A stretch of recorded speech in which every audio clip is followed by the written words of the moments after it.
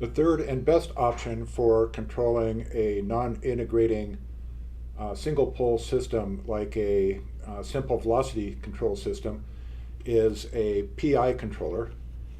And I'm going to show you the PI controller here. This is the controller transfer function. This is the same two options for specifying the first order system with a gain. That's our velocity system, or RC circuit with a gain. This is the closed loop transfer function, and all I'm doing is substituting the plant and the controller transfer functions into the closed loop transfer function to get the final one, and then I'm going to simplify it so that I have a characteristic equation at second order. And because it's second order, we have three options again that can be underdamped, overdamped, or critically damped.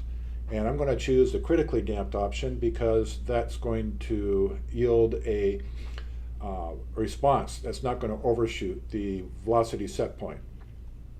And to calculate the gains, I'm going to equate the coefficients for the powers of S for the characteristic equation and the desired characteristic equation.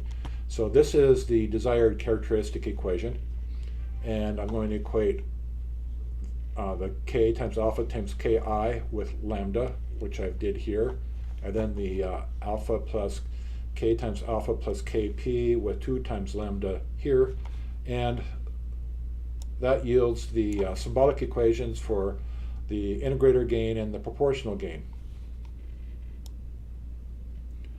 I'm using the same plant parameters as before.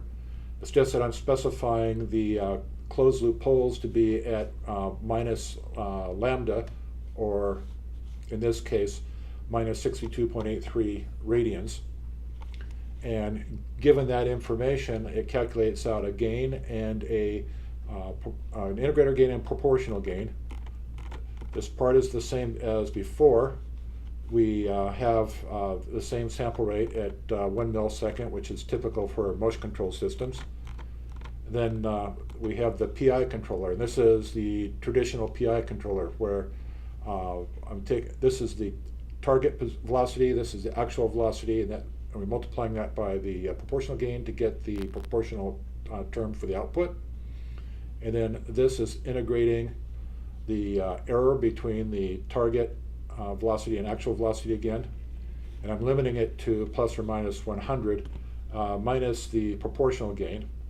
And what that does is it keeps the integrator from winding up.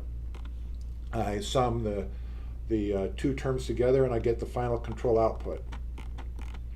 I'm making the same steps as before, and as I said before, usually you don't change velocities in steps like this, but because the response is rather slow and I want to show that the response is also going to be critically damped, I am making step changes in velocity 200 millimeters, minus 200 millimeters per second, and then minus 100 millimeters per second. And you can see how the control output, which is green, it saturates here, but you can see the actual velocity reaches the target velocity without overshooting, so it's critically damped.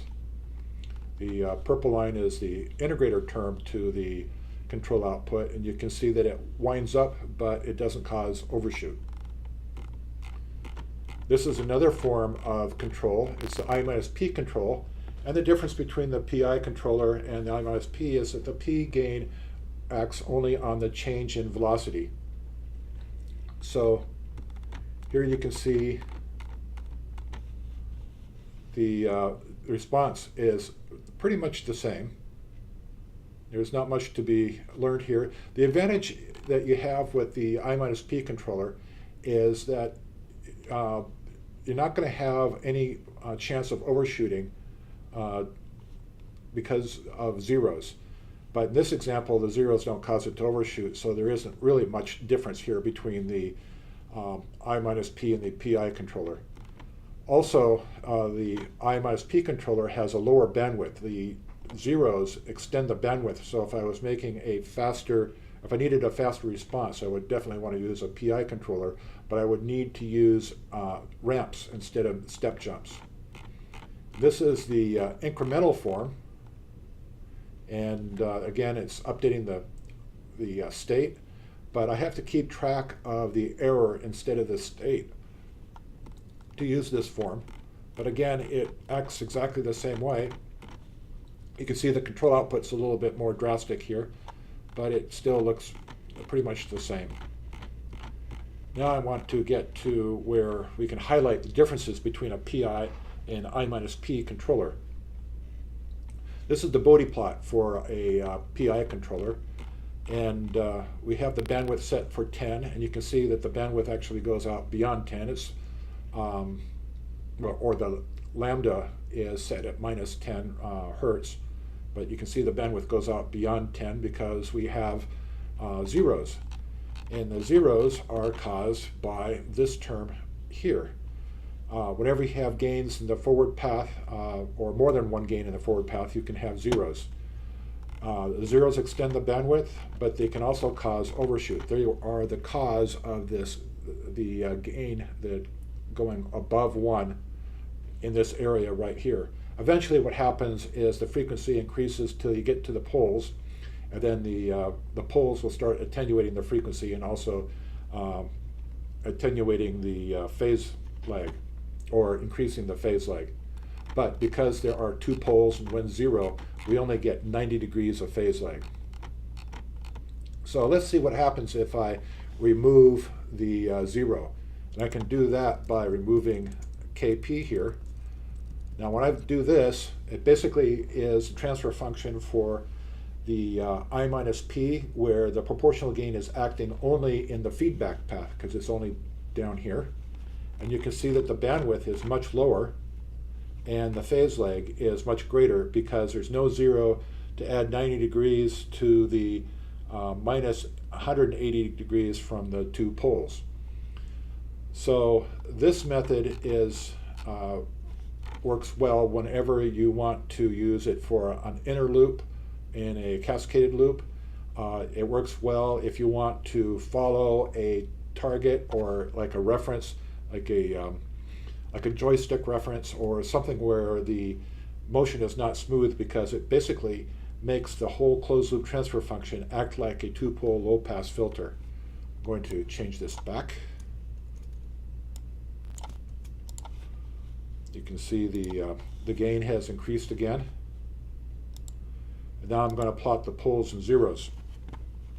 And the poles are at minus 10 hertz, or minus 2 pi times 10 radians per second, the zeros.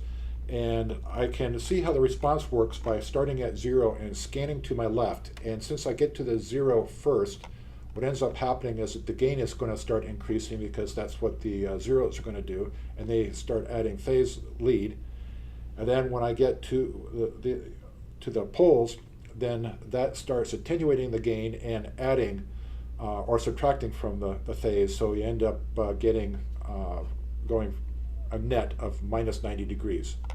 So the fact that the 0 is at a lower frequency is what's causing this hump right here.